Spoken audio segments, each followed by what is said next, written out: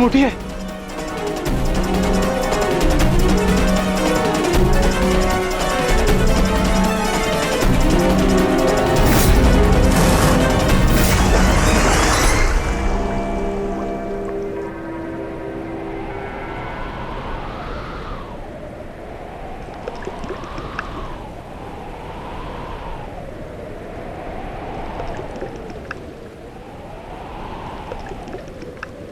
उठिए भ्राता भीम, उठिए भ्राता भीम, उठिए भ्राता भीम।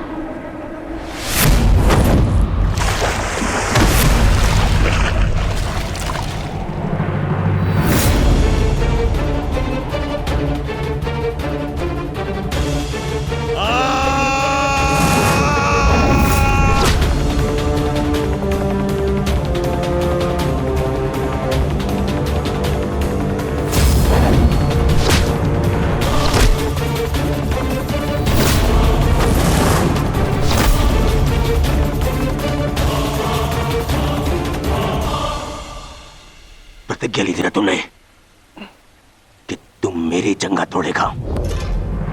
आज मैं प्रतिज्ञा लेता हूं, तुझे मारने के पश्चात, उन पांडवों का वध करने के पश्चात, उस 5 पतियों वाली पांचाली का पूरे कुरुसभा के बीच फिर से वस्त्रहरण करूंगा और अपनी इसी जंगा पर बिठाऊंगा।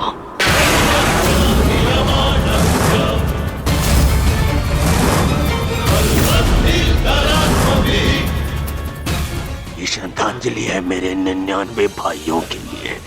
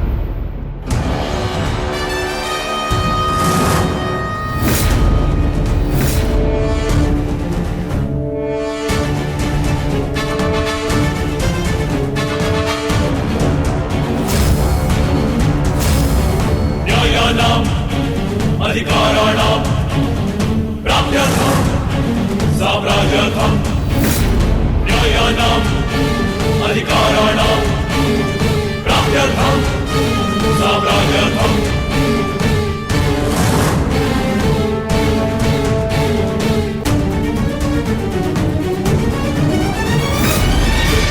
न्यायस्य अन्याये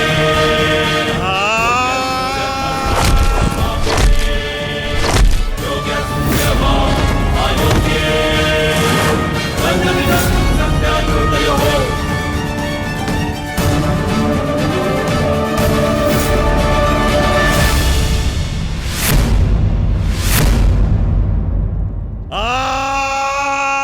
ये हो क्या रहा है? स्वयं स्वयं महाबली बलराम के होते हुए इस प्रकार नियम का उल्लंघन कैसे हो सकता है? बलराम को कुछ करना होगा। ये छल है बॉस।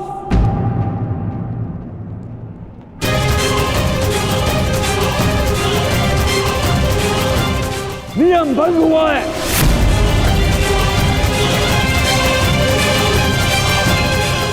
रुक जाइए दाऊ। आपने कहा था कि जो नियम भंग करके विजय प्राप्त करेगा तो आप उसे दंड देंगे, किंतु अभी जय विजय का निर्णय नहीं हुआ है दाऊ। आप भीम को अभी दंडित नहीं कर सकते।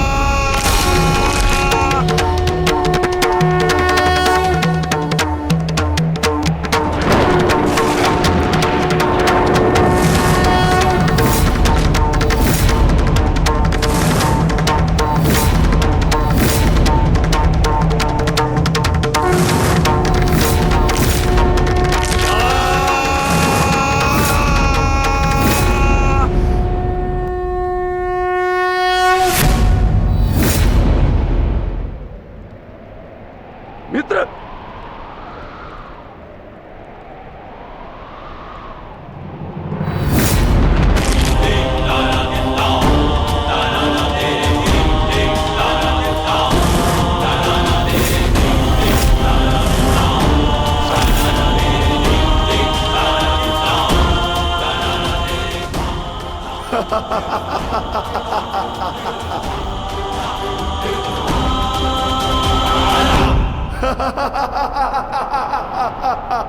अंत हो गया, अधर्म का अंत हो गया।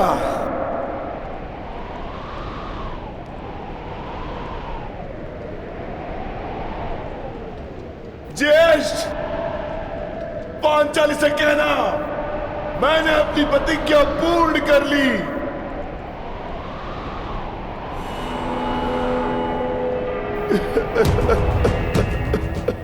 मैंने अपनी प्रतिज्ञा पूर्ण कर ली, पूर्ण कर ली, पूर्ण कर ली।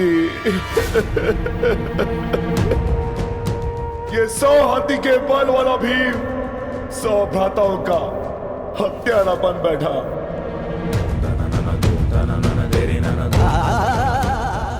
आज ये देवपुत्र अपने भ्राताओं का रक्त पीने वाला राक्षस बन बैठा।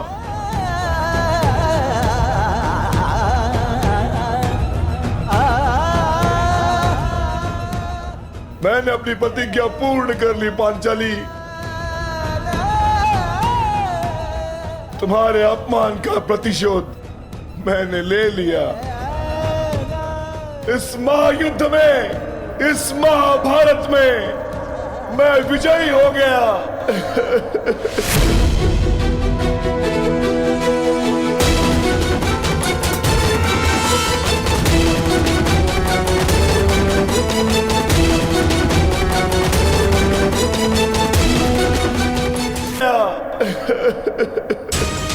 परंतु आज स्वयं को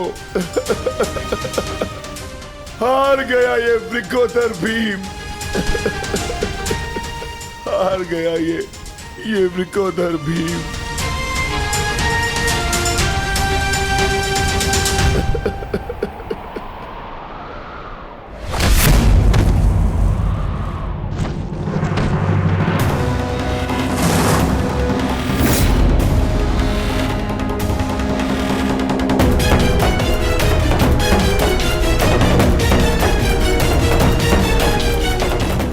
मैंने कहा था ना भीम, यदि किसी ने नियम तोड़कर विजय पाई तो मैं स्वयं उसके प्राण हर लूंगा।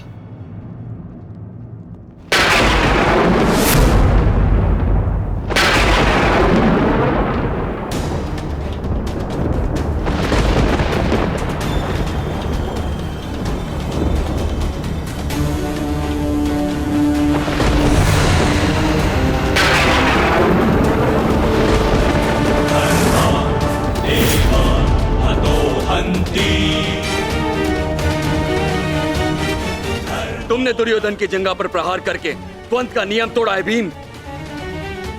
अब मैं तुम्हें जीवित नहीं छोड़ूंगा।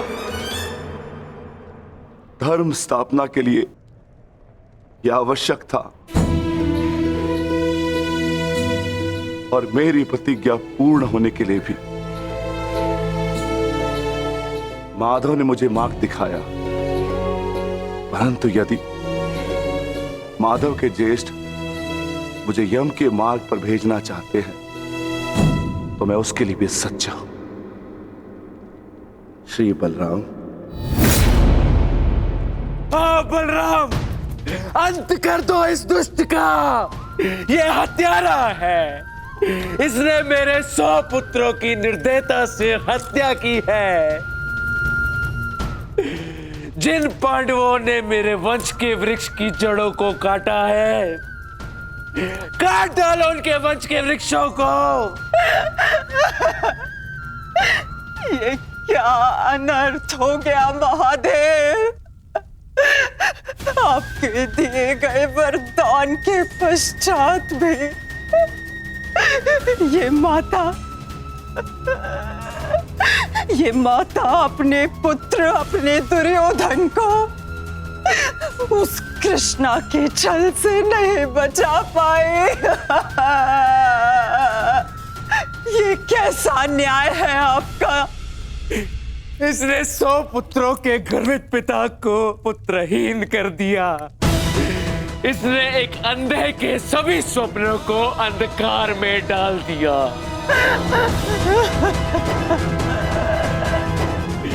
अंत कर दो इसका। मार डालो इसको अंदर। यदि मुझे कोई तर्पण करने वाला जीवित नहीं तो इनका तर्पण करने वाला भी शेष नहीं होना चाहिए।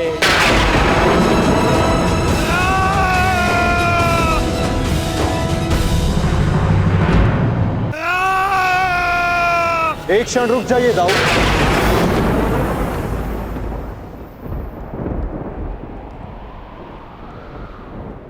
नहीं कान्हा, अब मत रोकना मुझे। अब मैं बंदित नहीं हूं। मैं अधर्म को तो नहीं रोक पाया, परंतु अधर्मी का नाश अवश्य करूंगा।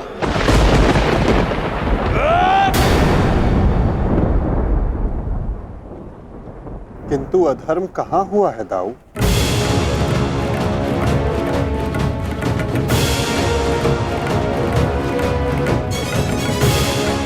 भीम ने नियम भंग करते हुए दुर्योधन की जंघा पर प्रहार किया। क्या यह अधर्म नहीं?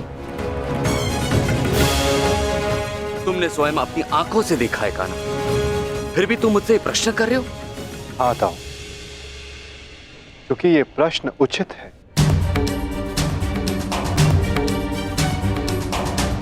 माना कि गदा युद्ध में कमर से नीचे प्रहार करना गदा युद्ध के नियमों के विरुद्ध है, परंतु गदा युद्ध तो तभी समाप्त हो गया था दाऊ, जब दुर्योधन ने भीम के हाथों से गदा गिरा दिया था। किंतु उसके पश्चात क्रोध के कारण दुर्योधन निहत्थे भीम पर निरंतर गदा से प्रहार करते रहे। क्या यह उचित था दाऊ?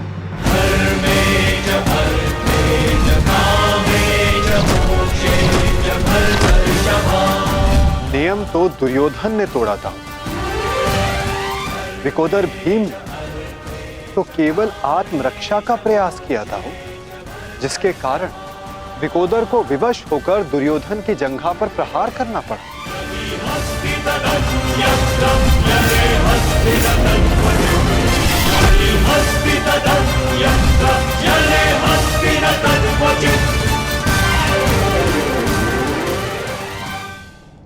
और दाऊ, स्मरण रहे, नियमों को भंग करना तो दुर्योधन ने प्रारंभ किया। दाऊ, जब दो योद्धा आपस में युद्ध करते हैं तो वो एक दूसरे को उकसाते हैं, किंतु किसी की कुल वधू का मान मध्य में लाना और उसका अपमान करना क्षमा योग्य नहीं होता है दाऊ। आप क्या चाहते थे दाऊ? कि दुर्योधन इस युद्ध में विजयी हो जाए और पांचाली को अपनी जंघा पर बैठा?